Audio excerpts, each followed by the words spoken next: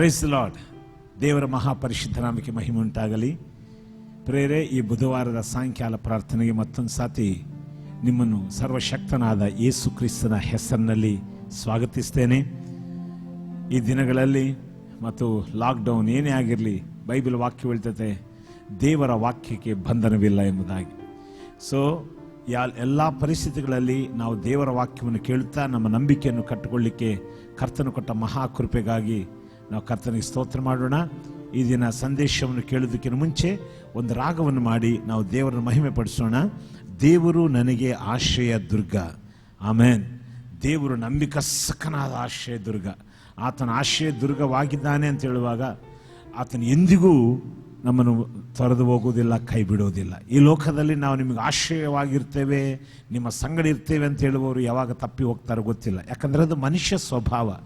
ಆದರೆ ನಮಗೆ ಯಾವಾಗಲೂ ಧೈರ್ಯವೇನೆಂದರೆ ದೇವರು ನಮಗೆ ಆಶ್ರಯವು ದುರ್ಗವಾಗಿದ್ದಾನೆ. ಆತನ ಎಂದಿಗೂ ನಮ್ಮನ್ನು ಕೈ ಬಿಡೋದಿಲ್ಲ. ಆದ್ದರಿಂದ ನಮ್ಮ ಜೀವಿತ ಸಂತೋಷ, ಸಮಾಧಾನ, ಆನಂದದಲ್ಲಿ ಇರುವಂಥದ್ದಾಗಿರ್ತದೆ. ಇಷ್ಟುವರೆಗೂ ನಿನ್ನ ಜೀವನದಲ್ಲಿ ಇಂಥ ಆನಂದವನ್ನು ನೋಡಲಿಲ್ವಾ? ಒಂದು ಸಾತಿ ಯೇಸುವೇ ಅಂತ ಕರಿ. ಆತನಿಗೆ ಹೇಳು, ನೀನು ನನ್ನ ರಕ್ಷಕನಾಗಿ ಅಂಗೀಕರಿಸ್ತೇನೆ ಅಂತೇಳು. ನಿನ್ನ ಜೀವಿತಕ್ಕೆ ಆಶ್ರಯವಾಗಿ ಆತನ ದಯೆಯು ದೊಡ್ಡ ಗುರಾಣಿಗೋಪಾದಿಯಲ್ಲಿ ನಿನ್ನನ್ನು ಕವಿದು ಮಹೋನ್ನತವಾದ ಜೀವಿತದಲ್ಲಿ ನಿನ್ನ ನಡೆಸುವಂಥದ್ದಾಗಿರ್ತದೆ. Price the lord. ನಾವೀಗ ಈ ಹಾಡನ್ನು ಆಡ್ತಾ ಕರ್ತನನ್ನು ಮಹಿಮೆ ಪಡಿಸೋಣ. ದೇವರು ನನಗೆ ಆಶ್ರಯ ದುರ್ಗ. ಓ ಜೀಸಸ್, ಜೀಸಸ್.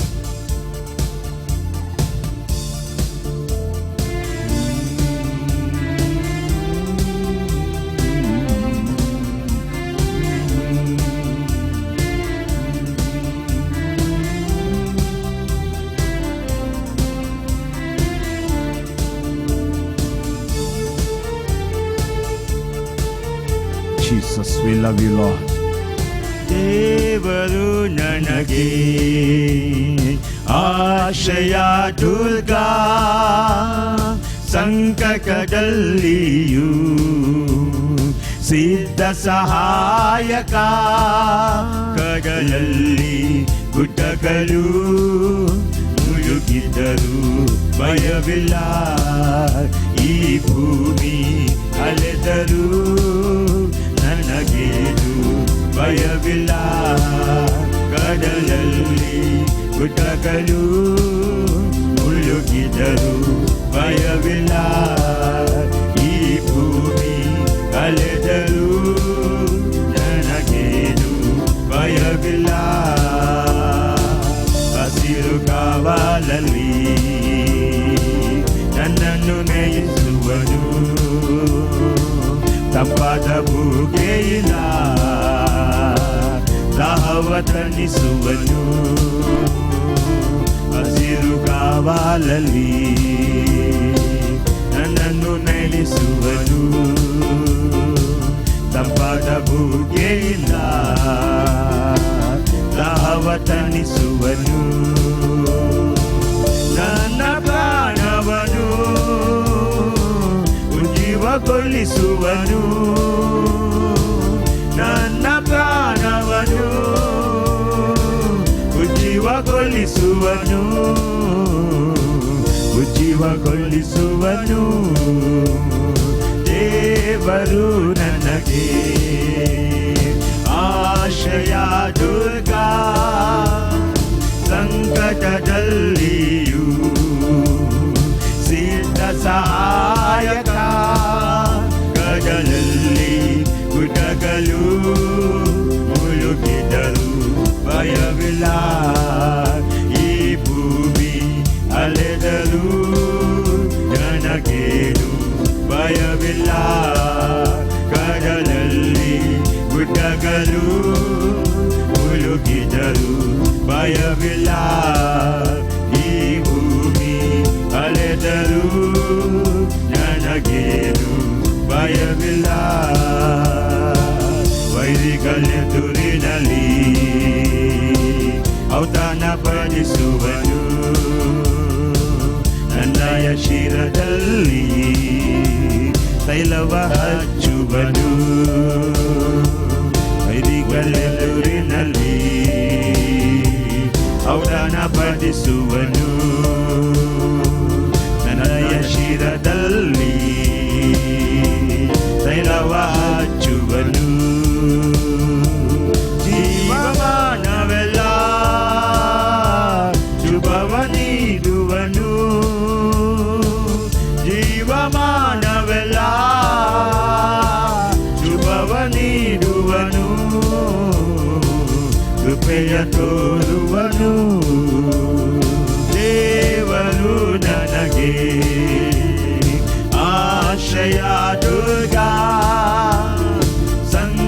ಸಂಕಟದಲ್ಲಿಯೂ ಸಿದ್ಧ ಸಹಾಯಕ ಕಡಲಲ್ಲಿ ಗುಡ್ಡಗಳು ಮುಳುಗಿದ್ದರೂ ಭಯವಿಲ್ಲ ಈ ಭೂಮಿ ಅಲೆದರೂ ನನಗೇನು ಭಯವಿಲ್ಲ ಕಡಲಲ್ಲಿ ಗೌರಿಗಗಳು ಮುಳುಗಿದರು ಭಯವಿಲ್ಲ ಈ ಭೂಮಿ ಅಲೆದರೂ ನನಗೇನು ಭಯವಿಲ್ಲ ಪ್ರೀತಿ ಕೃಪೆಗಾಲೆಂಬ ಕಿರೀಟ ತೊಡಿಸುವನು ಶ್ರೇಷ್ಠ ವರಗಾಲೆಂಬ ನನ್ನಾಶೆ ಪೂರೈಸುವ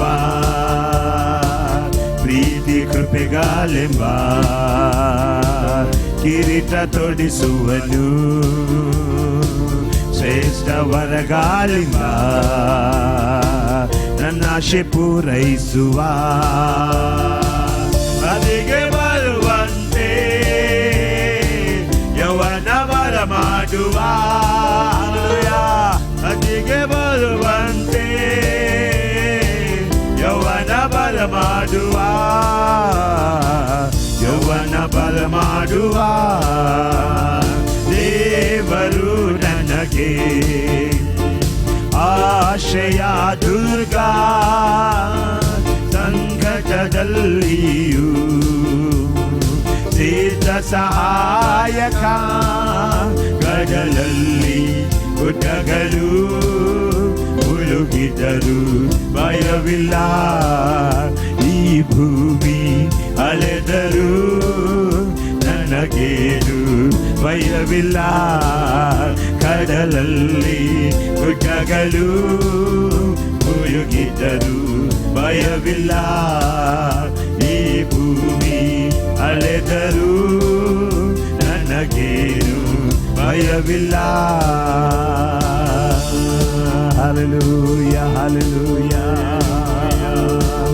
ಓರಿ ಭರಬ ಶಂದರಳಲೋರಿ ನಿರಳಲಬ ಥ್ಯಾಂಕ್ ಯು ಲಾರ್ಡ್ ಕರ್ತನೆ ನಿನ್ನ ಆಶ್ರಯದಲ್ಲಿ ಎಷ್ಟು ಅದ್ಭುತವಾದ ಧೈರ್ಯವಯ್ಯ ಯಾರಿಗೆ ದೇವರು ಆಶ್ರಯವು ದುರ್ಗವಾಗಿದ್ದಾನೋ ಕರ್ತನವರ ಜೀವನದಲ್ಲಿ ಭಯವೇ ಇಲ್ಲದಾಗೆ ಮಾಡಿದಂಥ ಅದ್ಭುತನಾದ ದೇವರೇ ಸ್ತೋತ್ರ ಅದಕ್ಕೆ ಸ್ವಾಮಿ ನಿನ್ನ ಆಶ್ರಯವನ್ನು ಬಿಟ್ಟು ಮತ್ತೊಂದು ಆಶ್ರಯವೇ ಈ ಜಗತ್ತಿನಲ್ಲಿಲ್ಲ ಅದಕ್ಕೆ ನೀನೇ ನಮ್ಮ ಆಶ್ರಯವು ನೀನೇ ನಮ್ಮ ದುರ್ಗವೆಂಬುದಾಗಿ ಮತ್ತೊಂದು ಸಾತಿ ನಾವು ಅರಿಕೆ ಮಾಡ್ತೇವೆ ಮತ್ತೊಂದು ಸಾತಿ ನಿನ್ನಲ್ಲಿಯೇ ನಂಬಿಕೆ ನಾವು ಇಡ್ತೇವೆ ಯಾಕಂದರೆ ಸ್ವಾಮಿ ಹಸಿರು ಗಾವಲಲ್ಲಿ ನಮ್ಮನ್ನು ನಡೆಸ್ತೀಗಿ ನೀನು ಆಶ್ರಯವಾಗಿರುವಾಗ ನೀನು ನಮ್ಮ ಕುರುಬನಾಗಿರುವಾಗ ಕೊರತೆ ಎಂಬುದೇ ತಿಳಿದ ಹಾಗೆ ನಮ್ಮ ಜೀವಿತಗಳನ್ನು ನಡೆಸಿಕೊಂಡು ಹೋಗ್ತಾ ನಮ್ಮ ಪ್ರಾಣವನ್ನು ಯಾವಾಗಲೂ ಚೈತನ್ಯಗೊಳಿಸ್ತಾ ಇರುವ ದೇವರು ನೀನಾಗಿದ್ದಕ್ಕಾಗಿ ಸ್ತೋತ್ರ ವೈರಿಯ ಮುಂದೆ ಕರ್ತನ ನಮಗೆ ಔತಣಗಳನ್ನು ಸಿದ್ಧ ಮಾಡುವ ದೇವರೇ ನಿಮಗೆ ಸ್ತೋತ್ರ ನಮ್ಮ ಜೀವಮಾನ ಕಾಲಗಳಲ್ಲಿ ಕೇಡು ನಮ್ಮ ಹಿಂಬಾಲಿಸುವುದಿಲ್ಲ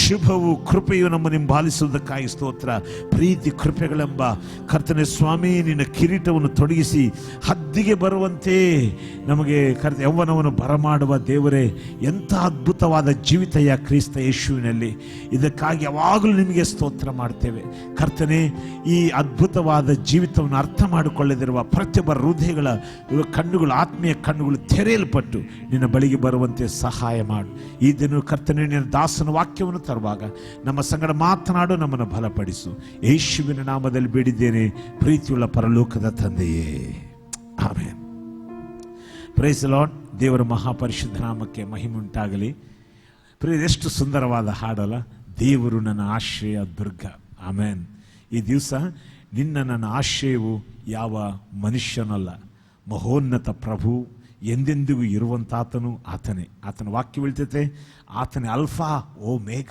ಹಲ್ಲೆಲೂಯ. ಅಂಥ ಅದ್ಭುತವಾದ ಆ ಅಲ್ಫಾ ಓ ಮೇಘ ಮಧ್ಯದಲ್ಲಿ ನಾವು ಇದ್ದೇವೆ. ಅದಕ್ಕೆ ನಮ್ಮ ಭದ್ರತೆ, ನಮ್ಮ ಜಯ ಎಲ್ಲವೂ ನಿಶ್ಚಯವಾಗಿದ್ದಕ್ಕಾಗಿ ಸ್ತೋತ್ರ ಮಾಡ್ತಾ ನಾನು ದೇವರಿಗೆ ಮಹಿಮೆ ಸಲ್ಲಿಸ್ತೇನೆ. ಒಂದು ವೇಳೆ ನಿನ್ನ ಜೀವನದಲ್ಲಿ ಭಯವಿದೆಯಾ, ಈ ಅಲ್ಫಾ ಓಮೇಗ ಆಗಿರುವಂಥ ಯೇಸು ಕ್ರಿಸ್ತನ ಬಳಿಗೆ ಬಾ. ಈ ಅದ್ಭುತವಾದ ಜೀವಿತ ಆತನು ನಿನಗೂ ಅನುಗ್ರಹಿಸುವನಾಗಿರ್ತಾನೆ. ದೇವರಿಗೆ ಮಾತುಗಳನ್ನ ಆಶೀರ್ವದಿಸಲಿ. ಈ ದಿನ ನಮ್ಮ ಮಧ್ಯದಲ್ಲಿ ಸಹೋದರ ಮತ್ತು ಆದರ್ಶ್ ಡ್ಯಾನಿಯಲ್ ನಮಗೆ ದೇವರ ವಾಕ್ಯವನ್ನು ಹಂಚುವರಾಗಿರ್ತಾರೆ. ಅದು ಸುನಂದ ಸಿಸ್ಟರ್ ನಮಗೆ ಕನ್ನಡ ಭಾಷೆಯಲ್ಲಿ ತರ್ಜಮಾ ಮಾಡುವರಾಗಿರ್ತಾರೆ. ಕೇಳ್ರಿ, ಬಲ ಹೊಂದ್ರಿ. ದೇವರು ನಿಮ್ಮನ್ನು ಆಶೀರ್ವದಿಸಲಿ. Hallelujah. Hallelujah. Praise the Lord. Praise the Lord. I am so happy to be here once again. ನಾನು ಮತ್ತೊಮ್ಮೆ ನಿಮ್ಮ ಮಧ್ಯದಲ್ಲಿ ಇರಲಿಕ್ಕೆ ನಾನು ಖುಷಿ ಪಡ್ತೇನೆ. The word of God says that ದೇವರ ವಾಕ್ಯವು ಹೇಳ್ತೈತೆ,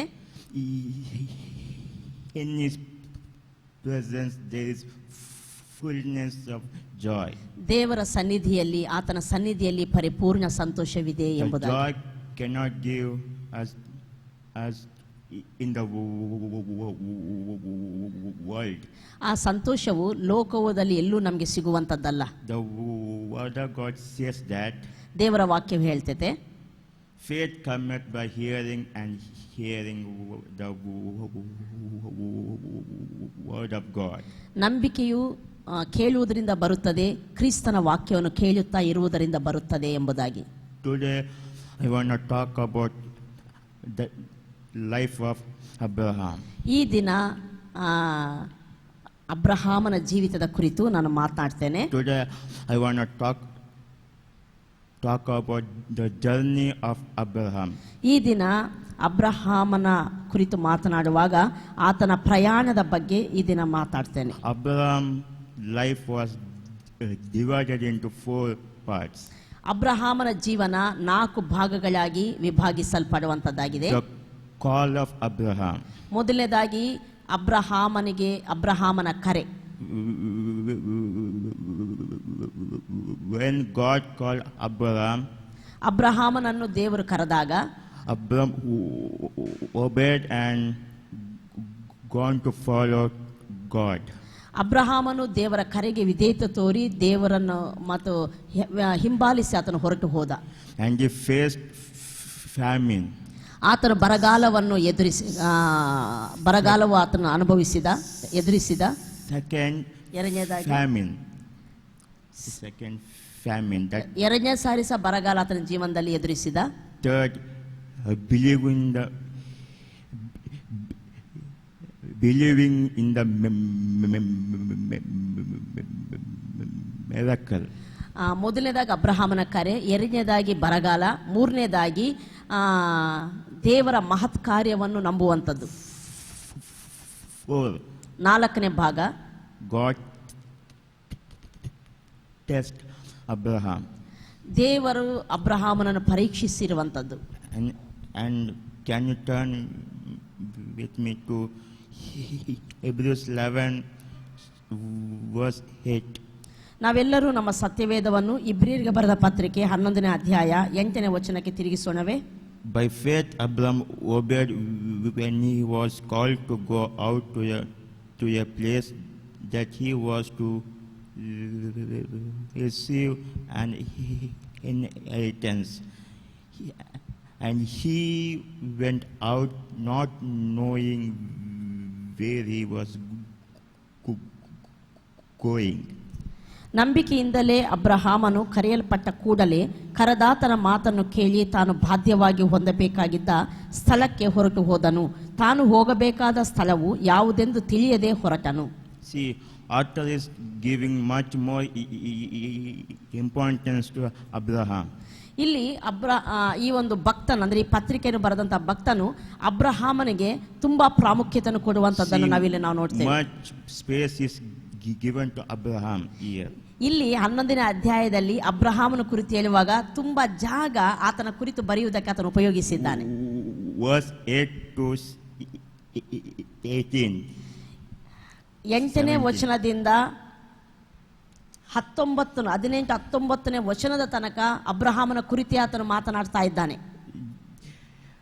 This tells us Abraham is very important to us.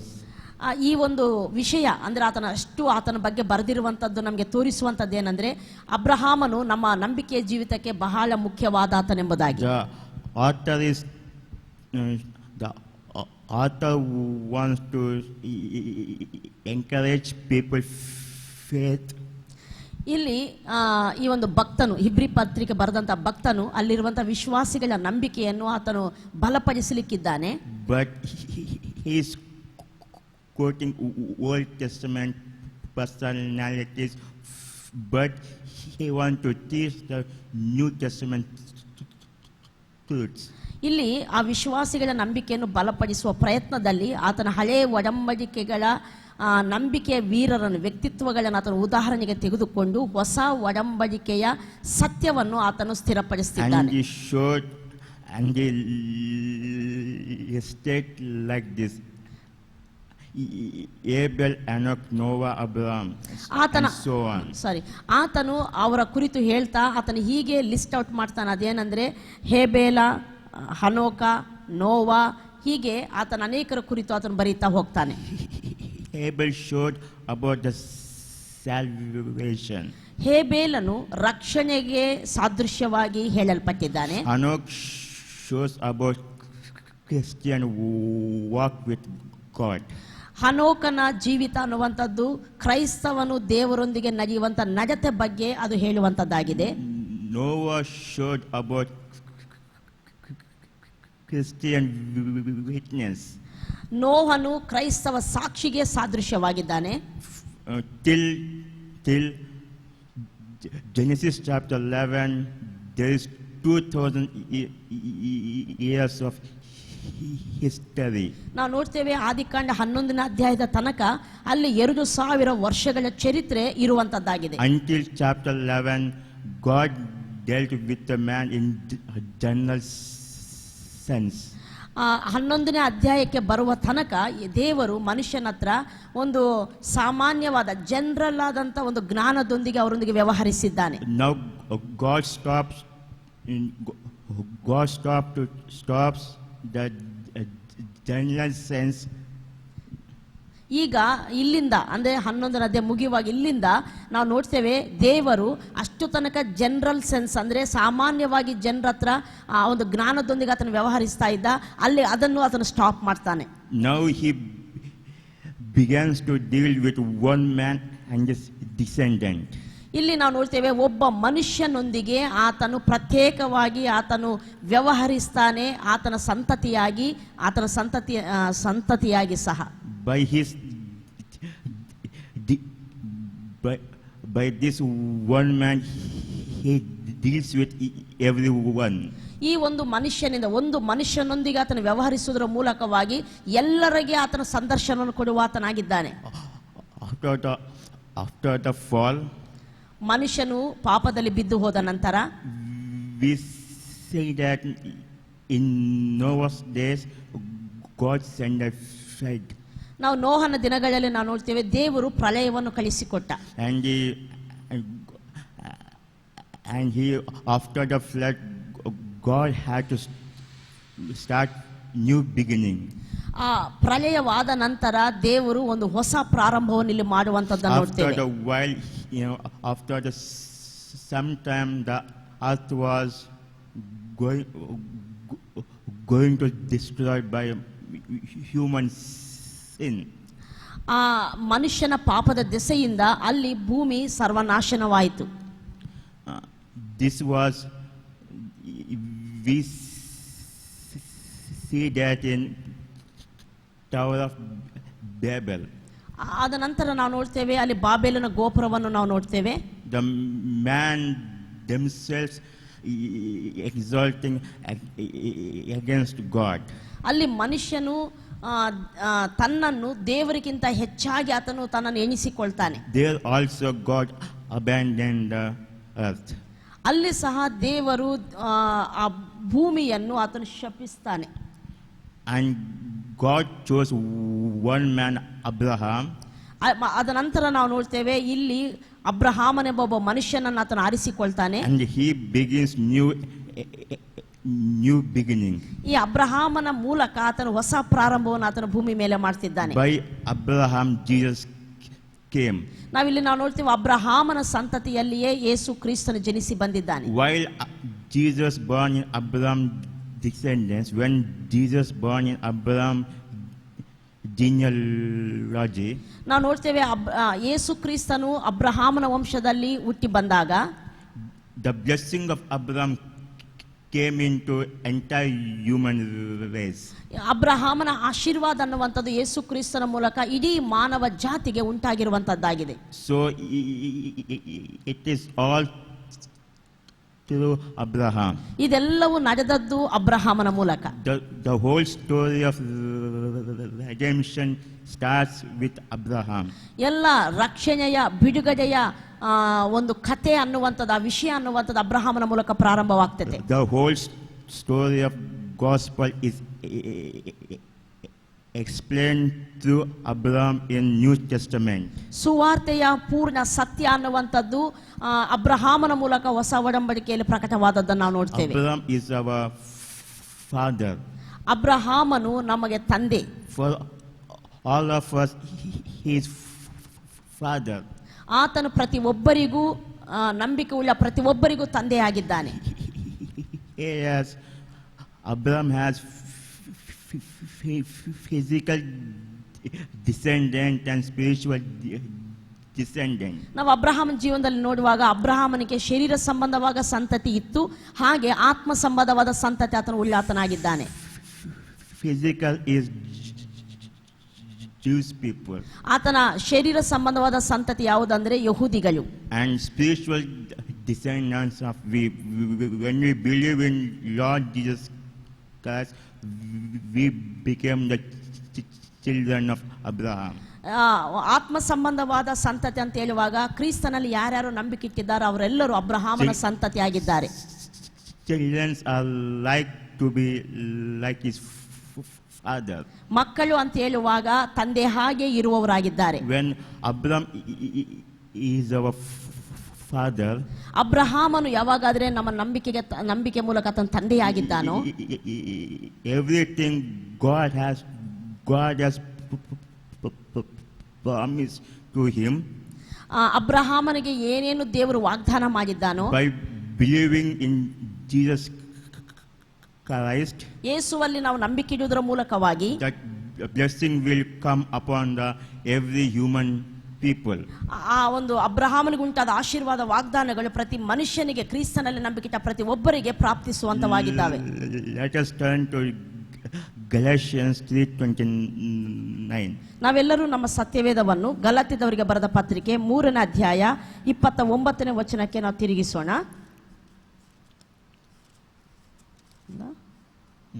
ನೀವು ಕ್ರಿಸ್ತನವರಾಗಿದ್ದರೆ ಅಬ್ರಹಾಮನ ಸಂತತಿಯವರು ವಾಗ್ದಾನಕ್ಕನುಸಾರವಾಗಿ ಬಾಧ್ಯರು ಆಗಿದ್ದೀರಿ. If you are in Christ, you are Abraham's offspring. ಇಲ್ಲಿ ದೇವರ ವಾಕ್ಯ ಹೇಳ್ತೈತೆ, ನೀವು ಕ್ರಿಸ್ತನವರಾಗಿದ್ದರೆ ನೀವು ಅಬ್ರಹಾಮನ ಸಂತಾನದವರು. It is very important to us to believe in the Lord Jesus Christ and become the offspring of Abraham. ಯೇಸು ಕ್ರಿಸ್ತನಲ್ಲಿ ನಂಬಿಕೆ ಇಟ್ಟು ಅಬ್ರಹಾಮನ ಸಂತತಿ ಆಗುವಂಥದ್ದು ನಮ್ಮೆಲ್ಲರಿಗೂ ಬಹಳ ಪ್ರಾಮುಖ್ಯವಾದ ಸಂಗತಿಯಾಗಿದೆ. When we become the children of Abraham, that makes us to hear according to the promise. ನಾವು ಯಾವಾಗಾದ್ರೆ ಅಬ್ರಹಾಮನ ಸಂತತಿಯವರಾಗ್ತೇವೋ ಅದು ನಮ್ಮನ್ನು ವಾಗ್ದಾನಕ್ಕನುಸಾರವಾಗಿ ಬಾಧ್ಯರನ್ನಾಗಿ ಮಾಡುವಂತದ್ದಾಗಿದೆ. So to be Abraham offspring, it is not a ordinary thing. ಅಬ್ರಹಾಮನ ಸಂತತಿಯಾಗಿ ನಾವು ಆಗುವಂತದ್ದು ಇದು ಸಾಮಾನ್ಯವಾದ ಸಂಗತಿ ಅಲ್ಲ. It is not taken lightly. ಅದನ್ನು ನಾವು ಸುಲಭವಾಗಿ ಅಥವಾ ಕ್ಷುಲ್ಲಕವಾಗಿ ತೆಗೆದುಕೊಳ್ಳುವ ವಿಷಯವಲ್ಲ. If you Christ, ನೀವು ಕ್ರಿಸ್ತನವರಾಗಿದ್ದರೆ that only makes us to become the offspring of Abraham. ನೀವು ಕ್ರಿಸ್ತನವರಾಗಿದ್ರೆ ಮಾತ್ರ ನೀವು ಅಬ್ರಹಾಮನ ಸಂತತಿಯವರಾಗ್ತೀರಿ. What that means? ಅದರ ಅರ್ಥವೇನು? You have the all authority, all privilege to enjoy the blessings of Abraham. ಅಬ್ರಹಾಮನ ಸಂತತಿಯವರು ಅಂತ ಹೇಳುವಾಗ ನಿಮಗೆ ಅಬ್ರಹಾಮನಿಗೆ ಉಂಟಾದ ಎಲ್ಲಾ ಆಶೀರ್ವಾದಗಳನ್ನು ಅನುಭವಿಸುವಂತ ಹಕ್ಕನ್ನು ನೀವು ಹೊಂದುವವರಾಗಿರ್ತೀರಿ. When God made promise to Abraham, ಅಬ್ರಹಾಮನಿಗೆ ದೇವರು ವಾಗ್ದಾನ ಮಾಡಿದಾಗ that promise is very much applies to you also. ಅಬ್ರಹಾಮನಿಗೆ ದೇವರು ಏನೇನು ವಾಗ್ದಾನ ಮಾಡಿದ್ದಾನೋ ಆ ಎಲ್ಲಾ ವಾಗ್ದಾನಗಳು ನಿನಗೂ ಸಹ ಸೇರಿರುವಂತವಾಗಿದೆ. God promised Abraham, I will give Canaan land. ಅಬ್ರಹಾಮನಿಗೆ ದೇವರು ವಾಗ್ದಾನ ಮಾಡಿದ, ನಾನು ಕಾನಾನು ದೇಶವನ್ನು ನಿನಗೆ ಸ್ವಾಸ್ಥ್ಯವಾಗಿ ಕೊಡುತ್ತೇನೆಂಬುದಾಗಿ. Where is Canaan land? ಎಲ್ಲಿದೆ ಕಾನಾನು ದೇಶ? In Middle East. ಕಾನಾನ್ ದೇಶ ಇರುವಂತದ್ದು ಮಧ್ಯ ಪ್ರಾಸ್ತ ದೇಶದಲ್ಲಿ. So we are not able to go there. ನಿಜಕ್ಕೂ ನಾವು ಅಲ್ಲಿಗೆ ಹೋಗ್ಲಿಕ್ಕೆ ನಮ್ಗೆ ಆಗೋದಿಲ್ಲ. That Canaan land is represent of all the blessings of God. He want to give us in new covenant. ಕಾನಾನು ದೇಶ ಅಂತ ಹೇಳುವಾಗ ಅದು ಯಾವುದನ್ನು ಸೂಚಿಸ್ತಂದ್ರೆ ಕ್ರಿಸ್ತನಲ್ಲಿ ಹೊಸ ಒಡಂಬಡಿಕೆಯಲ್ಲಿ ದೇವರು ನಮಗೆ ಕೊಡಬೇಕಂತಿರುವಂತಹ ಪ್ರತಿ ಆಶೀರ್ವಾದದ ಬಗ್ಗೆ ಅದು ಮಾತಾಡುವಂತದ್ದಾಗಿದೆ. Canaan land represents the blessing in spirit, soul and body. ಕಾನಾನು ದೇಶ ಯಾವುದನ್ನು ಸೂಚಿಸ್ತಂದ್ರೆ ಇನ್ನು ನಾವು ನೋಡ್ತೇವೆ ಆತ್ಮ ಪ್ರಾಣ ದೇಹಗಳಲ್ಲಿ ಇರುವಂತಹ ದೇವರ ಆಶೀರ್ವಾದಗಳನ್ನು. Victory in every realms of life. ನಮ್ಮ ಜೀವನದ ಪ್ರತಿ ಭಾಗದ ಜಯದ ಕುರಿತು ಕಾನಾನು ದೇಶ ಮಾತಾಡುವಂತದ್ದಾಗಿದೆ. Canaan land represents is the blessing of the blessing in Christ Jesus. ಕ್ರಿಸ್ತನಲ್ಲಿರುವಂತಹ ಆಶೀರ್ವಾದವನ್ನು ಕಾನಾನು ದೇಶ ಸೂಚಿಸುವಂತದ್ದಾಗಿದೆ. Amen. Amen. Let us turn to the Abraham is known for two things. ನಾವು ನೋಡ್ತೇವೆ ಅಬ್ರಹಾಮನು ಎರಡು ಸಂಗತಿಗಳಿಗೆ ಹೆಸರುವಾಸಿಯಾಗಿದ್ದಾನೆ. The blessings of Abraham, one. ಮೊದಲನೇದಾಗಿ ಅಬ್ರಹಾಮನ ಆಶೀರ್ವಾದ ಅನ್ನುವುದಕ್ಕೆ. Second, ಎರಡನೇದಾಗಿ the faith of Abraham. ಅಬ್ರಹಾಮನ ನಂಬಿಕೆ ಅನ್ನುವುದಕ್ಕೆ. The Abraham is well known for two things. ಅಬ್ರಹಾಮನು ಎರಡು ಸಂಗತಿಗಳಿಗೆ ಬಹಳ ಹೆಸರುವಾಸಿಯಾಗಿದ್ದಾನೆ. Let us turn to Galatians 3:7. ನಾವೆಲ್ಲರೂ ನಮ್ಮ ಸತ್ಯವೇದವನ್ನು ಗಲಾತಿ ಪತ್ರಿಕೆ 3:7 ವಚನಕ್ಕೆ ತಿರುಗಿಸೋಣ.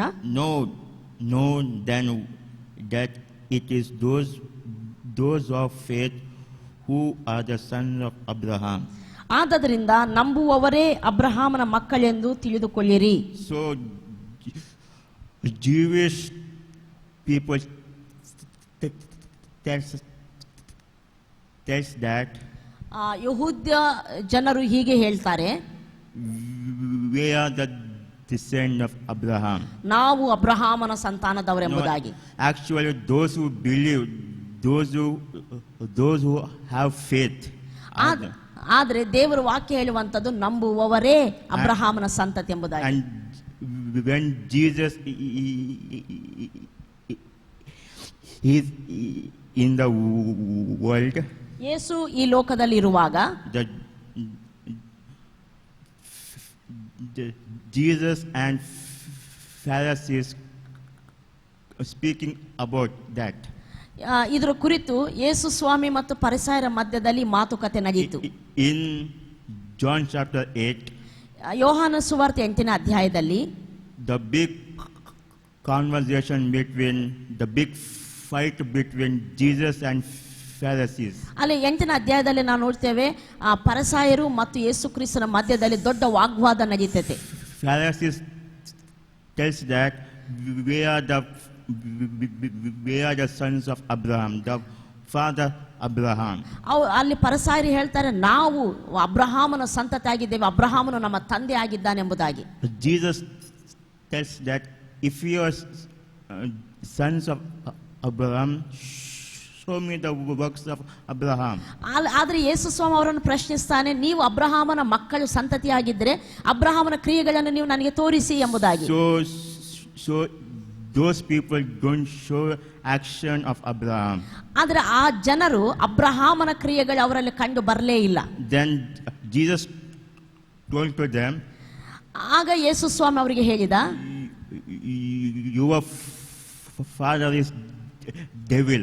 ಅಲ್ಲಿ ಯೇಸು ಸ್ವಾಮಿ ಅವರಿಗೆ ಹೇಳುವಂತದ್ದೇನೆಂದ್ರೆ, ನಿಮ್ಮ ತಂದೆ ಸೈತಾನನಾಗಿದ್ದಾನೆಂಬುದಾಗಿ. Those who have faith, ನಂಬಿಕೆ ಯಾರಿಗಿರ್ತೇತೋ they are called the children of Abraham. ಅವರು ಅಬ್ರಹಾಮನ ಸಂತತಿ ಎಂದು ಎಣಿಸಲ್ಪಡ್ತಾರೆ. We have believed in Lord Jesus Christ and became the offspring of Abraham. ನಾವು ಕ್ರಿಸ್ತನಲ್ಲಿ ನಂಬಿಕೆಯಿಟ್ಟವರಾಗಿ ಅಬ್ರಹಾಮನ ಸಂತತಿಯವರಾಗಿದ್ದೇವೆ. Everything that took place in Abraham's life, ಅಬ್ರಹಾಮನ ಜೀವನದಲ್ಲಿ ನಡೆದಂತ ಪ್ರತಿಯೊಂದು ಸಂಗತಿ, that taken place in every Christians. ಅದು ನಮ್ಮೆಲ್ಲರ ಜೀವನದಲ್ಲಿ ನಡೆಯುವಂತದ್ದಾಗಿದೆ. Abraham is a pattern of what a Christian are about. ಕ್ರೈಸ್ತವನು ಏನಾಗಿದ್ದಾನೆಂಬುದಕ್ಕೆ ಅಬ್ರಹಾಮನು ಒಂದು ಪದ್ಧತಿ, ಒಂದು ಉದಾಹರಣೆಯೂ ಆಗಿದ್ದಾನೆ. When unbeliever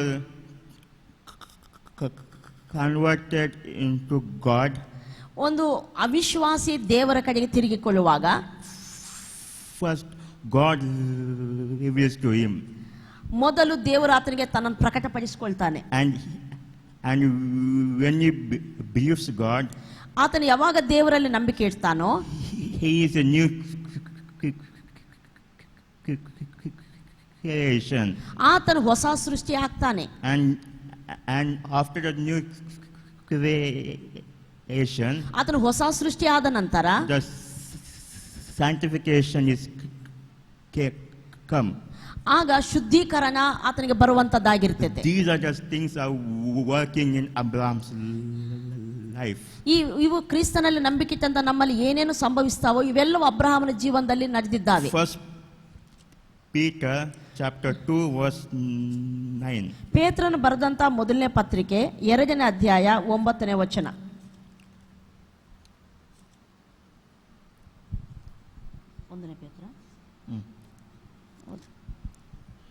But you are a chosen race, a royal priesthood, a holy nation, a people for his own possession, that you may proclaim the excellencies of him who called you out of darkness into marvelous light.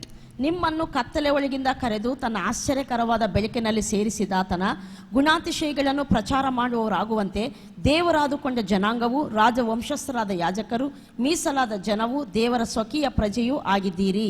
Amen.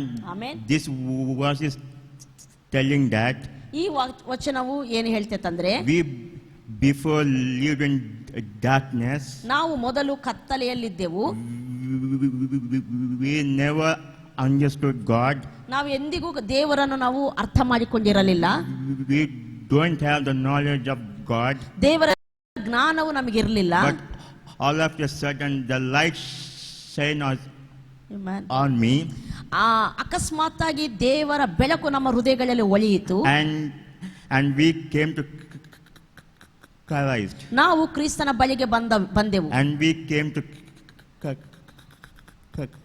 Christ. ನಾವು ಕ್ರಿಸ್ತನ ಬಳಿಗೆ ನಾವು ಬಂದೆವು. And he reveals to him. ಆತನು ನಮಗೆ ಪ್ರಕಟಪಡಿಸಿಕೊಂಡ. And after that new creation is happened.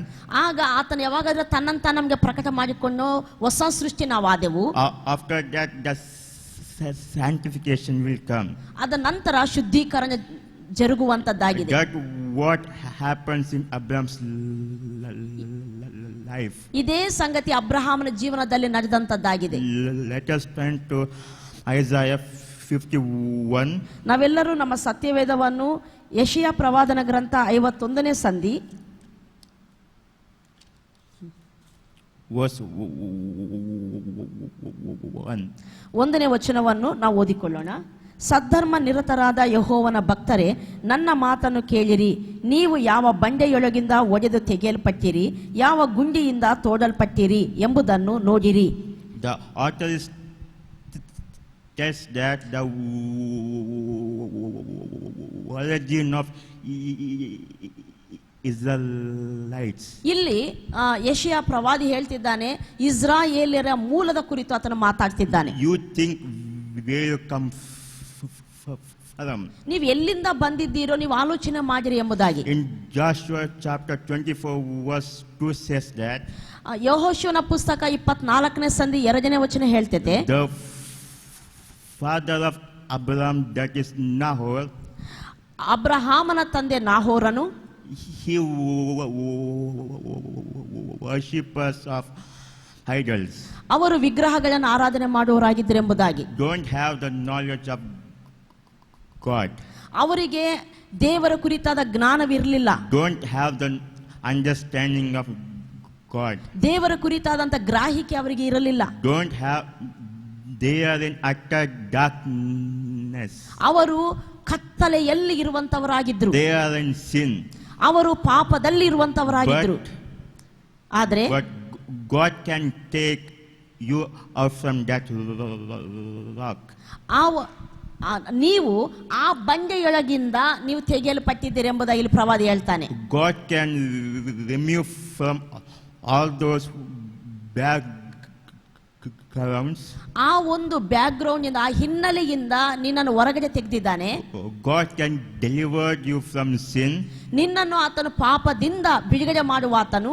God can deliver from bondages and darkness. ಕತ್ತಲೆ ಮತ್ತು ಬಂಧನಗಳಿಂದ ನಿನ್ನನ್ನು ಬಿಡುಗಡೆ ಮಾಡುವ ಆತನು. And make you something. God wants to make something after you came out of that rock, and after that God makes you something. ಆ ಒಂದು ಹಿನ್ನೆಲೆಯಿಂದ ನೀನು ಹೊರಗೆ ಬಂದ ನಂತರ ನಿನ್ನನ್ನು ದೇವರು ಒಂದು ಉನ್ನತ ಸ್ಥಿತಿಗೆ ಆತನು ತರುವಾತನಾಗಿದ್ದಾನೆ. That is what salvation is all about. ರಕ್ಷಣೆ ಅಂದ್ರೆ ಇದುವೇ ಆಗಿದೆ. My father's mother ನನ್ನ ತಂದೆ ತಾಯಿ is same as Abraham's story. ಅವನ ತಂದೆ ತಾಯಿ, ಓಕೆ, ನನ್ನ ತಂದೆ ತಾಯಿಗಳು ಸಹ ಅಬ್ರಹಾಮನ ಕತೆ ಹಾಗೆ ಇರುವಂತದ್ದಾಗಿದೆ. Father's mother. Father's mother, okay. ಇವನ ತಂದೆಯ ತಾಯಿ, ಇವನ ತಂದೆ ತಾಯಿ ಅಂದ್ರೆ ಪಾಸ್ಟರ್ದ ತಾಯಿ. Once a lady came to our grandmother and shared the gospel. ಒಂದು ಸಹೋದರಿ ನಮ್ಮ ಅಜ್ಜಿ ಅಂದ್ರೆ ನಮ್ಮ ತಂದೆ ತಾಯಿ ಹತ್ರ ಬಂದು ಸುವಾರ್ತೆಯನ್ನು ಅವರು ಹಂಚಿಕೊಂಡ್ರು. And before she lived in utter darkness. ಆ ಸುವಾರ್ತೆ ಆಕೆಗೆ ಬರೋದಕ್ಕಿಂತ ಮುಂಚೆ ಆಕೆ ಕತ್ತಲಲ್ಲಿ ಜೀವಿಸ್ತಾ ಇದ್ಲು. She lived in sin. ಆಕೆ ಪಾಪದಲ್ಲಿ ಇದ್ಲು. But all of a sudden the gospel came to her. ಅಂದುಕೊಳ್ಳದ ರೀತಿಯಲ್ಲಿ ಸುವಾರ್ತೆ ನಮ್ಮ ಅಜ್ಜಿ ಬಳಿಗೆ ಬಂತು. But all of a sudden the light shined upon her. ಅಂದುಕೊಳ್ಳದ ರೀತಿಯಲ್ಲಿ ದೇವರ ಬೆಳಕು ಆಕೆಗೆ ಪ್ರಕಾಶ ಕೊಟ್ಟಿತು. She began to see the revelation of God. ಆಕೆ ದೇವರ ಕುರಿತಾದಂತ ಜ್ಞಾನಕ್ಕೆ ಆಕೆ ತಿರುಗಿಕೊಂಡ್ಲು. And here in Isaiah 51 verse 1 tells that, ಇಲ್ಲಿ ಆ ಯೆಶಾಯ ಪ್ರವಾದನ ಗ್ರಂಥ 51ನೇ ಅಧ್ಯಾಯ 1ನೇ ವಚನ ಹೇಳ್ತೈತೆ, look the rock from which you were heaven. ನೀವು ಯಾವ ಬಂಡೆಯಿಂದ ತೆಗೆಯಲ್ಪಟ್ಟಿರಿ ನೋಡಿರಿ. And to the quarry from which you were dug. ಯಾವ ಗುಂಡಿಯೊಳಗಿಂದ ತೋಡಲ್ಪಟ್ಟಿದ್ದೀರಿ ಎಂಬುದನ್ನು ಆಲೋಚಿಸಿರಿ. When she believed in Jesus, ನಮ್ಮ ಅಜ್ಜಿ ಕುರಿತು ನಾನು ಹೇಳ್ತಿದ್ದೇನೆ, ಆಕೆ ಯೇಸು ಕ್ರಿಸ್ತನಲ್ಲಿ ನಂಬಿಕೆ ಇಟ್ಟಾಗ God can deliver from sin. ದೇವರು ಆಕೆ ಪಾಪದಿಂದ ಬಿಡುಗಡೆ ಮಾಡಿದ. God can deliver from utter darkness. ಕತ್ತಲೆ ಒಳಗಿಂದ ನಮ್ಮ ಅಜ್ಜಿಯನ್ನು ಆತನು ಬಿಡುಗಡೆ ಮಾಡಿದ. And that's what salvation is all about. ಹಾಗೆ ನಮ್ಮ ಅಜ್ಜಿಗೆ ರಕ್ಷಣೆ ಉಂಟಾಯಿತು. ಇದುವೇ ರಕ್ಷಣೆ ಆಗಿದೆ. Amen. Let us turn to Acts chapter 7 verse 1. ನಾವೆಲ್ಲರೂ ಸತ್ಯವೇದವನ್ನು ಅಪೊಸ್ತಲ ಕೃತ್ಯ 7ನೇ ಅಧ್ಯಾಯ 1ನೇ ವಚನಕ್ಕೆ ನಾವು ತಿರುಗಿಸೋಣ.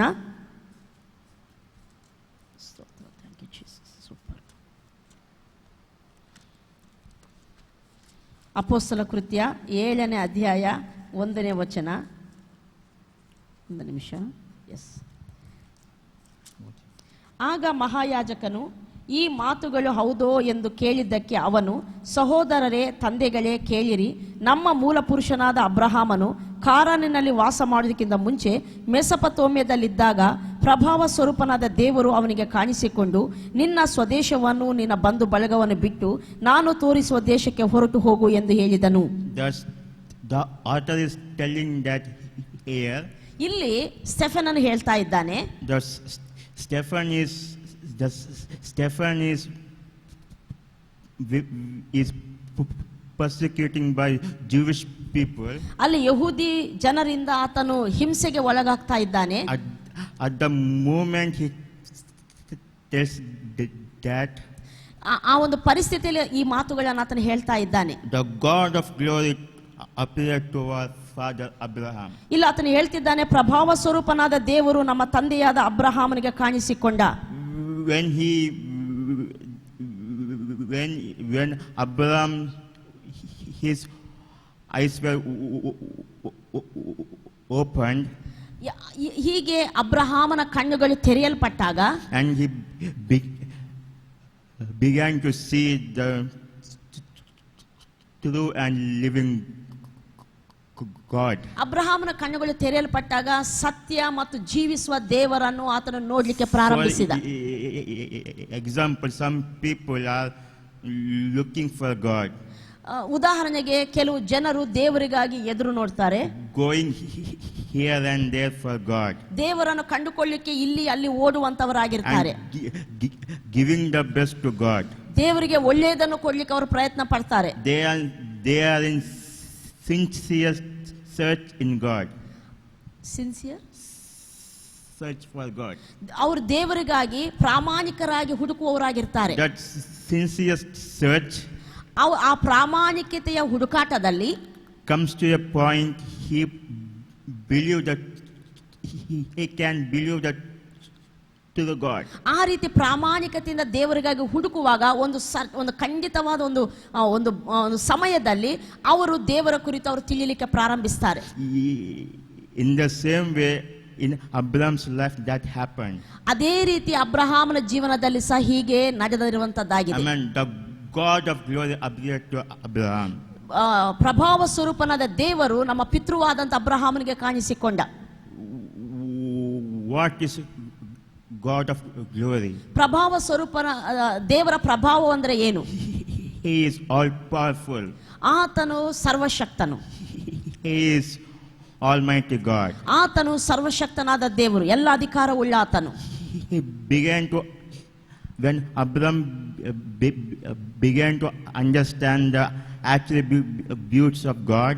ಯಾವಾಗಾದ್ರೆ ಅಬ್ರಹಾಮನು ದೇವರ ಒಂದು ಗುಣಲಕ್ಷಣಗಳ ಬಗ್ಗೆ ಅರಿವು ಆತನು ತಿಳಿಯಲಿಕ್ಕೆ ಪ್ರಾರಂಭಿಸಿದನೋ, when he began to understand the living God, he says there is no God like him.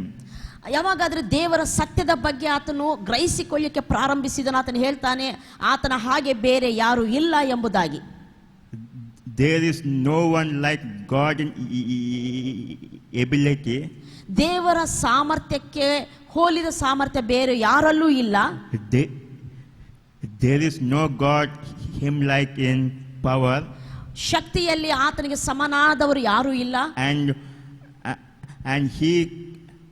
And when God appeared to Abraham, ಅಬ್ರಹಾಮನಿಗೆ ದೇವರು ಪ್ರತ್ಯಕ್ಷನಾದಾಗ he see that all the attributes of God. ದೇವರ ಪ್ರತಿ ಗುಣ ಲಕ್ಷಣಗಳನ್ನು ಆತನು ನೋಡ್ಲಿಕ್ಕೆ ಪ್ರಾರಂಭಿಸಿದ. Let us turn to ನಾವೆಲ್ಲರೂ 2 Corinthians ನಾವೆಲ್ಲರೂ ಸತ್ಯವೇದವನ್ನು 2ನೇ ಕೊರಂತಿದವರಿಗೆ ಬರೆದಂತ 2ನೇ ಪತ್ರಿಕೆ chapter 4. Yes. 2ನೇ ಪತ್ರಿಕೆ 4ನೇ ಅಧ್ಯಾಯ Chapter verse 6. 2ನೇ ಕೊರಂತಿ 4ನೇ ಅಧ್ಯಾಯ 6ನೇ ವಚನವನ್ನು ಓದೋಣ. For God who said, let light shine out of darkness. ದೇವರು ಕತ್ತಲೆ ಒಳಗಿಂದ ಬೆಳಕು ಹೊಳೆಯಲಿ ಎಂದು ಹೇಳಿದ ದೇವರು And shone in our heart ಆತನು ನಮ್ಮ ಹೃದಯಗಳಲ್ಲಿ ಹೊಳೆದನು. to give the light of the knowledge ಆತನು ದೈವ ಪ್ರಭಾವವೆಂಬ ಜ್ಞಾನವನ್ನು ಕೊಡುವುದಕ್ಕಾಗಿ of the glory of God ಯೇಸು ಕ್ರಿಸ್ತನ ಮುಖದಲ್ಲಿ ತೋರಿರುವಂತ ದೈವ ಪ್ರಭಾವವೆಂಬ ಜ್ಞಾನ in the face of Jesus Christ. ಯೇಸು ಕ್ರಿಸ್ತನ ಮುಖದಲ್ಲಿ ತೋರಿರುವಂತ ದೇವ ಪ್ರಭಾವವೆಂಬ ಜ್ಞಾನವನ್ನು ಕೊಡುವುದಕ್ಕಾಗಿ. Here Paul think about Genesis 1:1. ಇಲ್ಲಿ ಪೌಲನು ಆದಿಕಾಂಡ 1ನೇ ಅಧ್ಯಾಯ 1ನೇ ವಚನದ ಕುರಿತು ನೋಡ್ತಿದ್ದಾನೆ. When God told, let there be a light, and there was light. ಅಲ್ಲಿ ವಾಕ್ಯ ಹೇಳ್ತೈತೆ, ದೇವರು ಹೀಗೆ ಹೇಳ್ತಾನೆ, ಬೆಳಕಾಗಲಿ ಅನ್ನಲು ಬೆಳಕು ಉಂಟಾಯಿತು ಎಂಬುದಾಗಿ. And that same light Abraham God shined. Amen. ಅದೇ ಪ್ರಕಾಶ, ಅದೇ ಬೆಳಕು ಅಬ್ರಹಾಮನಿಗೆ ಹೊಳೆಯಿತು. And when the Abraham eyes is opened, ಆ ಬೆಳಕು ಅಬ್ರಹಾಮನ ಕಣ್ಣುಗಳಿಗೆ ಉಂಟಾಗ, ಅವನ ಕಣ್ಣುಗಳು ತೆರೆಯಲ್ಪಟ್ಟಾಗ he sees the nature of God. ಆತನು ದೇವರ ಸ್ವಭಾವವನ್ನು ನೋಡ್ಲಿಕ್ಕೆ ಪ್ರಾರಂಭಿಸಿದ. He amen. see the love of God. ಆತನು ದೇವರ ಪ್ರೀತಿಯನ್ನು ಗ್ರಹಿಸಲಿಕ್ಕೆ ತಿಳ್ಕೊಳ್ಳಿಕ್ಕೆ ಪ್ರಾರಂಭಿಸಿದ. He see the excellency of God. ದೇವರ ಪ್ರಭಾವವನ್ನು, ಶಕ್ತಿಯನ್ನು, ಉನ್ನತಿಯನ್ನು ಆತನು ನೋಡ್ಲಿಕ್ಕೆ ಪ್ರಾರಂಭಿಸಿದ. Amen. Amen. That let us turn to 1 Corinthians. ನಾವೆಲ್ಲರೂ ನಮ್ಮ ಸತ್ಯವೇದವನ್ನು ಕೊರಿಂಥದವರಿಗೆ ಬರೆದಂತ 1ನೇ ಪತ್ರಿಕೆ 2:14. 2ನೇ ಅಧ್ಯಾಯ 14ನೇ ವಚನವನ್ನು ಓದೋಣ. The natural person does not accept the things of the Spirit of God, for they are foolish to him, and he is not able to understand them because they are spiritually discerned. ಪ್ರಾಕೃತ ಮನುಷ್ಯನು ದೇವರ ಆತ್ಮನ ವಿಷಯಗಳನ್ನು ಬೇಡವೆನ್ನುತ್ತಾನೆ, ಅವು ಅವನಿಗೆ ಹುಚ್ಚು ಮಾತಾಗಿ ತೋರುತ್ತದೆ. ಅವು ಆತ್ಮ ವಿಚಾರದಿಂದ ತಿಳಿಯತಕ್ಕವುಗಳಾಗಿರುವುದರಿಂದ ಅವನು ಅವುಗಳನ್ನು ಗ್ರಹಿಸಲಾರನು. For natural person, ಪ್ರಾಕೃತ ಮನುಷ್ಯನಿಗೆ is word of God is foolishness. ಪ್ರಾಕೃತ ಮನುಷ್ಯನಿಗೆ ದೇವರ ವಾಕ್ಯ ಹುಚ್ಚು ಮಾತಾಗಿ ತೋರುತ್ತದೆ. It is a darkness. ಅದು ಕತ್ತಲಾಗಿದೆ. It is a darkness that makes him to think this is the darkness. ದೇವರ ವಾಕ್ಯ ಹುಚ್ಚು ಮಾತು ಎಂಬುದಾಗಿ ಎಣಿಸುವಂತೆ ಆತನನ್ನು ಮಾಡಿರುವಂತದ್ದು ಅದು ಕತ್ತಲಾಗಿದೆ. Amen. Amen. These are the spiritual things. ದೇವರ ವಾಕ್ಯವು ಹೇಳುವಂತ ಸಂಗತಿಗಳು ಆತ್ಮಿಕ ಸಂಗತಿ, ಆತ್ಮಕ್ಕೆ ಸೇರಿರುವಂತ ಸಂಗತಿಗಳಾಗಿದ್ದಾವೆ. That's why we must believe in God. ಈ ಆತ್ಮನ ವಿಚಾರಗಳನ್ನು ತಿಳ್ಕೊಳ್ಳಬೇಕಂದ್ರೆ ನಾವು ದೇವರನ್ನು ಮೊದಲು ನಂಬಬೇಕಾಗಿದೆ. Let us turn to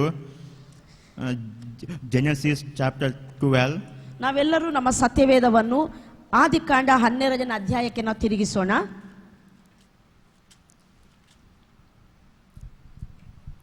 ಆದಿಕಾಂಡ 12ನೇ ಅಧ್ಯಾಯ. Now the Lord said to Abraham, go from the country and your kindred and the father's house to the land that I will show. 1ನೇ ವಚನ ಹೀಗೆ ಹೇಳ್ತೈತೆ, 12ನೇ ಅಧ್ಯಾಯ 1ನೇ ವಚನ. ಯೆಹೋವನು ಅಬ್ರಹಾಮನಿಗೆ, ನೀನು ಸ್ವದೇಶವನ್ನು, ಬಂಧು ಬಳಗವನ್ನು, ತಂದೆಯ ಮನೆಯನ್ನು ಬಿಟ್ಟು ನಾನು ತೋರಿಸುವ ದೇಶಕ್ಕೆ ಹೊರಟು ಹೋಗು. Amen. Amen. It is clearly says that cutting out from the world. ಇಲ್ಲಿ ಕ್ಲಿಯರ್ ಆಗಿ ದೇವರ ವಾಕ್ಯ ಹೇಳುವಂಥದ್ದು ಏನಂದ್ರೆ ನಿನ್ನ ಸ್ವದೇಶವನ್ನು ಬಂಧು ಬಳಗವನ್ನು ಬಿಟ್ಟು ಎಂಬುದಾಗಿ. Abraham is good example that's why God is showing to people. ಅಬ್ರಹಾಮನು ಒಳ್ಳೆ ಉದಾಹರಣೆ ಆಗಿದ್ದ ನಮಗೆ, ಅದಕ್ಕೆ ಅಬ್ರಹಾಮನನ್ನು ನಮಗೆ ಆತನು ತೋರಿಸ್ತಾ ಇದ್ದಾನೆ. When a man convert or when a man believe in Jesus, when he had revelation of God, he will, when a man have encounter with God, ಒಬ್ಬ ವ್ಯಕ್ತಿ ದೇವರ ಕಡೆಗೆ ತಿರುಗಿಕೊಂಡು ಯೇಸು ಕ್ರಿಸ್ತನಲ್ಲಿ ನಂಬಿಕೆಟ್ಟವನಾಗಿ ದೇವರನ್ನು ನಂಬುತ್ತಾ ದೇವರ ಒಂದು ಸಂದರ್ಶನ ಅವನಿಗೆ ಆದಾಗ there is break for his past life. ಅಲ್ಲಿ ಅವನ ಪೂರ್ವ ಜೀವಿತಕ್ಕೆ ಬ್ರೇಕ್ ಬೀಳುವಂಥದ್ದು, ಅಲ್ಲಿ ಖಂಡಿತ ಉಂಟಾಗುವಂಥದ್ದು ನಾವು ನೋಡ್ತೇವೆ. Completely cutting him out from the world. ಹಳೆ ಜೀವಿತದಿಂದ, ಲೋಕದ ಜೀವಿತದಿಂದ ಅಲ್ಲಿ ಕಂಪ್ಲೀಟ್ ಆಗಿ ನಾವು ಬಿಡುಗಡೆಯನ್ನು ಹೊಂದುವವರಾಗಿರ್ತೇವೆ. Everybody who believes of Jesus Christ, ಯೇಸುವನ್ನು ಯಾರು ನಂಬುತ್ತಾರೋ you must live the old kind of life. ಅಂತವರು ಎಲ್ಲರೂ ಹಳೆ ಜೀವಿತವನ್ನು ಬಿಟ್ಟು ಬಿಡಲೇಬೇಕು. This is talking about we must completely separation from the world, outwardly and inwardly. ನಾವು ಹೀಗೆ ಅಂತರಂಗಿಕವಾಗಿ ಮತ್ತು ಬಾಹ್ಯವಾಗಿ ಸಹ ದೇವರಿಗಾಗಿ ನಾವು ಪ್ರತ್ಯೇಕ ಜೀವಿತವನ್ನು ನಾವು ತೋರಿಸಲೇಬೇಕಾಗಿದೆ. Let us turn to Galatians. ನಾವೆಲ್ಲರೂ ನಮ್ಮ ಸತ್ಯವೇದವನ್ನು ಗಲಾತ್ಯದವರಿಗೆ ಬರೆದಂತ ಪತ್ರಿಕೆ Chapter 1, 1ನೇ ಅಧ್ಯಾಯ verse 4. 4ನೇ ವಚನವನ್ನು ನಾವು ನೋಡೋಣ. ಗಲಾತಿ 1:4.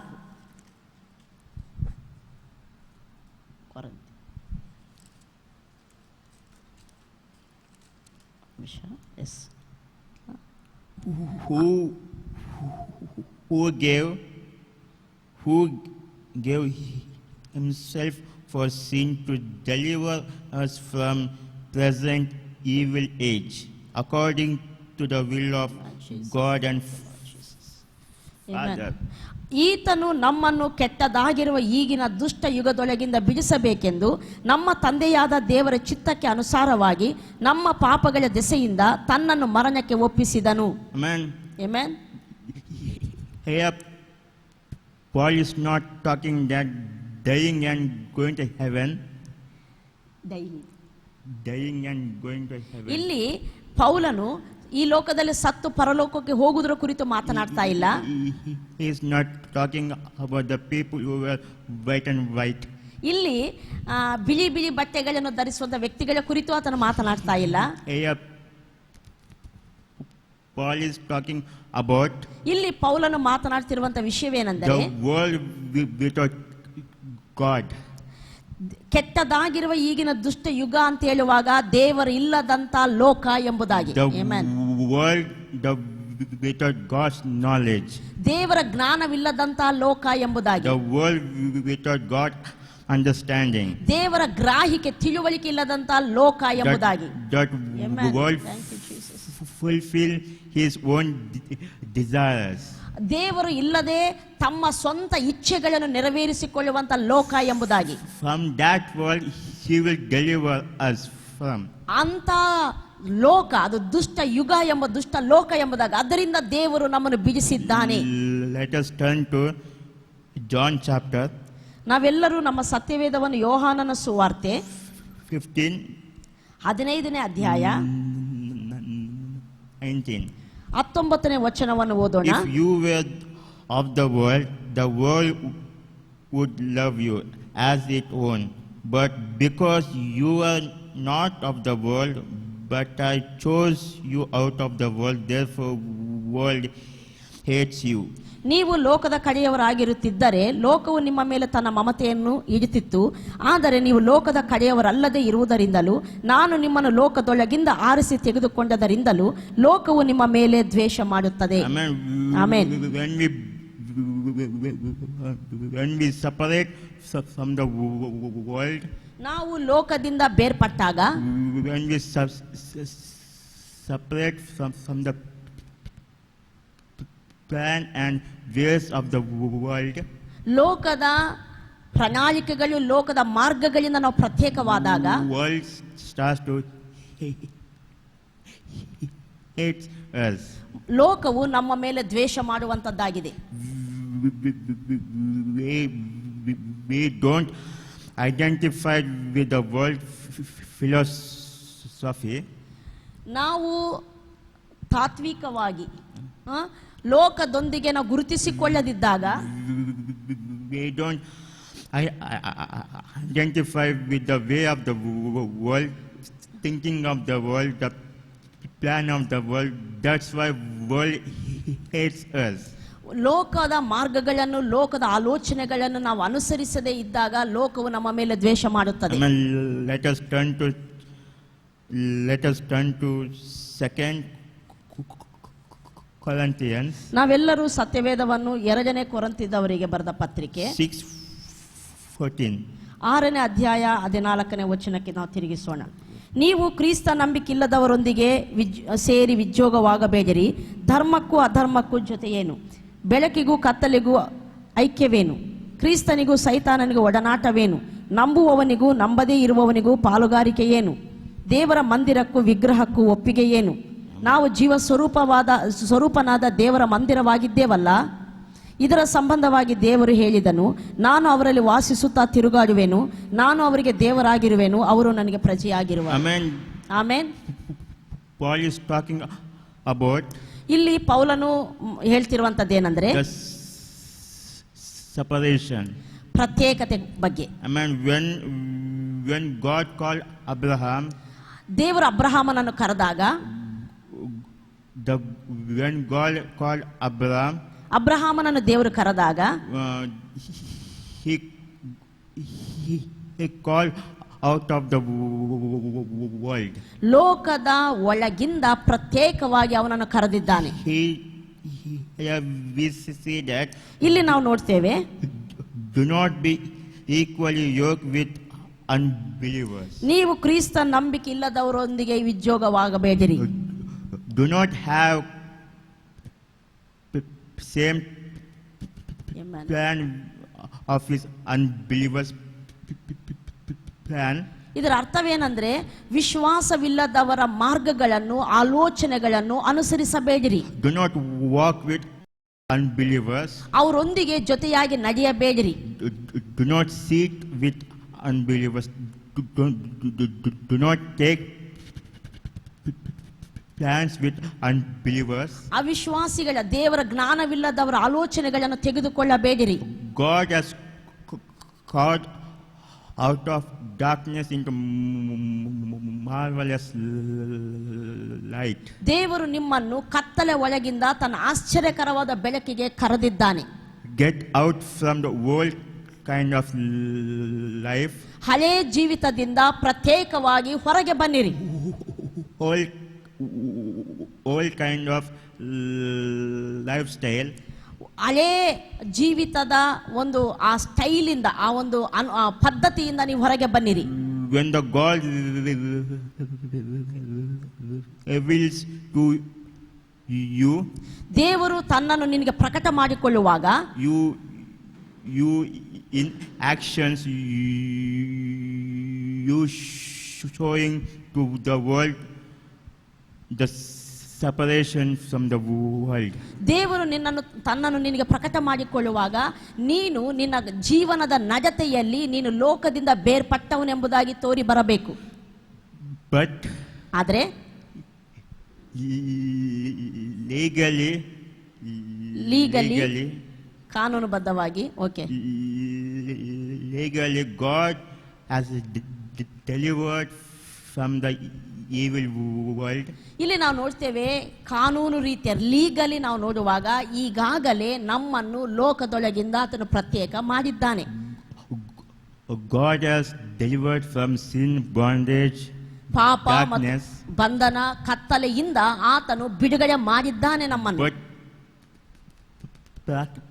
But in practically, ಆದರೆ ಕಾರ್ಯರೂಪದಲ್ಲಿ we are using by faith, and we should separate the world. ನಾವು ಕಾರ್ಯದಲ್ಲಿ ದೇವರ ನಂಬಿಕೆಯನ್ನು ಉಪಯೋಗಿಸಿಕೊಂಡು ನಾವು ಲೋಕದಿಂದ ನಮ್ಮನ್ನು ನಾವು ಪ್ರತ್ಯೇಕಪಡಿಸಿಕೊಳ್ಳಬೇಕಾಗಿದೆ. James chapter 4:4. ಯಾಕೋಬನ ಪತ್ರಿಕೆ 4ನೇ ಅಧ್ಯಾಯ 4ನೇ ವಚನ. You adulterous people, do you not know that friendship with the world is enmity with God? ವ್ಯಭಿಚಾರಿಗಳು ನೀವು, ಇಹಲೋಕ ಸ್ನೇಹವು ದೇವ ವೈರವೆಂದು ನಿಮಗೆ ತಿಳಿಯದೋ? Amen. Amen. James is talking to believers. ಇಲ್ಲಿ ಯಾಕೋಬನು ವಿಶ್ವಾಸಿಗಳ ಸಂಗಡ ಆತನ ಮಾತಾಡ್ತಿದ್ದಾನೆ. It is some believers are in sin. ಇಲ್ಲಿ ನಾವು ನೋಡ್ತೇವೆ ಕೆಲವು ವಿಶ್ವಾಸಿಗಳು ಪಾಪದಲ್ಲಿಯೇ ಜೀವಿಸುವವರಾಗಿದ್ದಾರೆ. They are legally they are removed by the bondage of the sin. ನಾವು ನೋಡ್ತೇವೆ ಲೀಗಲಿ ಅಂದ್ರೆ ಕ್ರಿಸ್ತನಲ್ಲಿ ಆಗಿರುವಂತಹ ಕಾರ್ಯದ ಮೂಲಕ ಇವರು ಪಾಪದ ಬಂಧನದಿಂದ ಬಿಡುಗಡೆ ಹೊಂದಿದವರೇ. But in practically, ಆದರೆ ಕಾರ್ಯದಲ್ಲಿ ಅವರ ನಡತೆಯಲ್ಲಿ ಜೀವನದಲ್ಲಿ we should use our faith to separate us. ಆದರೆ ಆ ಒಂದು ಕಾರ್ಯರೂಪದಲ್ಲಿ ಅವರು ನಾವು ಯಾರಾದರೂ ಸಹ ನಾವು ಕ್ರಿಸ್ತನಲ್ಲಿ ನಮ್ಮ ನಂಬಿಕೆಯನ್ನು ಉಪಯೋಗಿಸಿಕೊಂಡು ಲೋಕದಿಂದ ಪ್ರತ್ಯೇಕವಾಗಿ ನಾವು ಜೀವಿಸಬೇಕಾಗಿದೆ.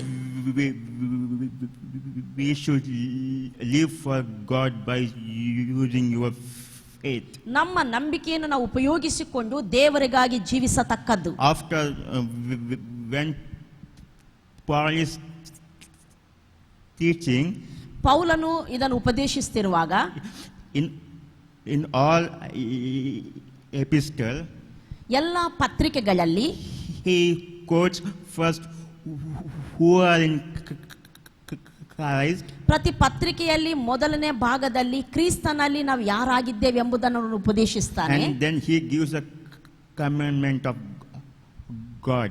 ಅದ ನಂತರ ಎರಡನೇ ಭಾಗದಲ್ಲಿ ಹೇಗೆ ನಾವು ಜೀವಿಸಬೇಕು ಎಂಬುದಾಗಿ ಆತನ ಆಜ್ಞೆಗಳನ್ನು ಕೊಡುವ ಆತನಾಗಿರ್ತಾನೆ. What is in means? ಇದು ಏನಾಗಿದೆ, ಏನ್ ಅರ್ಥ ಹೇಳ್ತೈತೆ? That you are in Christ. ಕ್ರಿಸ್ತನಲ್ಲಿರುವಂತ ನೀವು That you should use your faith to overcome the world. ನೀವು ನಿಮ್ಮ ನಂಬಿಕೆಯನ್ನು ಉಪಯೋಗಿಸಿಕೊಂಡು ಲೋಕವನ್ನು ಜಯಿಸೋರಾಗಿರಬೇಕು ಎಂಬುದಾಗಿ. Amen. Amen. Amen. In Abraham's life, ಅಬ್ರಹಾಮನ ಜೀವನದಲ್ಲಿ this generation, God reveals to Abraham. ಈ ಜನರೇಷನ್ ಅಲ್ಲಿ God reveals to Abraham. ಅಬ್ರಹಾಮನಿಗೆ ದೇವರು ಪ್ರತ್ಯಕ್ಷನಾದಾಗ And that revelation of God that leads to new birth. ಆ ಪ್ರಕಟಣೆ ದೇವರ ಪ್ರತ್ಯಕ್ಷತೆ ಅನ್ನುವಂಥದ್ದು ಅಬ್ರಹಾಮನಿಗೆ ರಕ್ಷಣೆಗೆ ನಡೆಸಿತು. And that new born that leads to sanctification. ಆತನು ಹೊಸದಾಗಿ ಹುಟ್ಟುವಂತೆ ಮಾಡಿತು. ಹೊಸದಾಗಿ ಹುಟ್ಟಿದ ನಂತರ ಅದು ಶುದ್ಧೀಕರಣಕ್ಕೆ ನಡೆಸಿತು. Your life is same as Abraham. ನಮ್ಮ ಜೀವನ ಸಹ ಅಬ್ರಹಾಮನ ಜೀವನವನ್ನು ಹೋಲುವಂತದ್ದಾಗಿದೆ. When we see the life of Abraham, ಅಬ್ರಹಾಮನ ಜೀವಿತವನ್ನು ನಾವು ನೋಡುವಾಗ he is in before he is unbeliever. ಆತನು ಪೂರ್ವದಲ್ಲಿ ಅವಿಶ್ವಾಸಿಯಾಗಿದ್ದ. When the God of glory appeared to Abraham, ಪ್ರಭಾವ ಸ್ವರೂಪನಾದ ದೇವರು ಆತನಿಗೆ ಪ್ರತ್ಯಕ್ಷನಾದಾಗ he started to believe in God. ಆತನು ಯೇಸುವಿನಲ್ಲಿ ಕ್ರಿಸ್ತನಲ್ಲಿ ದೇವರಲ್ಲಿ ನಂಬಿಕೆ ಇಡ್ಲಿಕ್ಕೆ ಪ್ರಾರಂಭಿಸಿದ. And that belief